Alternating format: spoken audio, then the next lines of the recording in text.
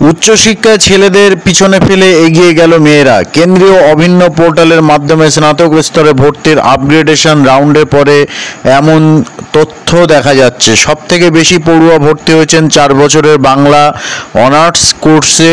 এর পরেই রয়েছে ইতিহাস, রাষ্ট্রবিজ্ঞান।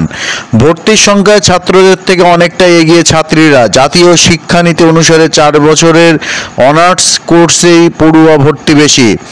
উচ্চশিক্ষা দপ্তর সূত্রে খবর, সবথেকে বেশি ছাত্রছাত্রী ভর্তি হয়েছেন বাংলা নিয়ে, সংখ্যাটা 42,318। এরপরে ইতিহাস 34,778 ও রাষ্ট্রবিজ্ঞান 26,656 জন।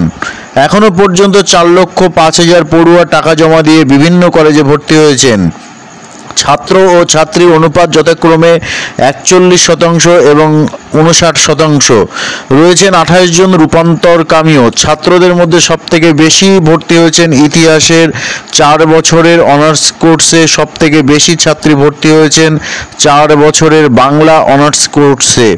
রাজ্যে 16টি বিশ্ববিদ্যালয়, 461টি সরকারি ও সরকারি সাহায্যপ্রাপ্ত কলেজে স্নাতক স্তরে 7,217টি কোর্সের মধ্যে 358টি কোর্সে এখনও পর্যন্ত কোনো পড়ুয়াই আবেদন করেননি। ফরেস্ট্রি বা বনপালকবিদ্যা এবং হিউম্যান ডেভেলপমেন্ট কোর্সে মাত্র 1 জন করে পড়ুয়া ভর্তি হয়েছেন। 4 বছরের ফরেস্ট্রি কোর্সটি বাঁকুড়ার পণ্ডিত রঘুনাথ মুর্মু স্মৃতি মহাবিদ্যালয়ে শুধু পড়ানো হয়।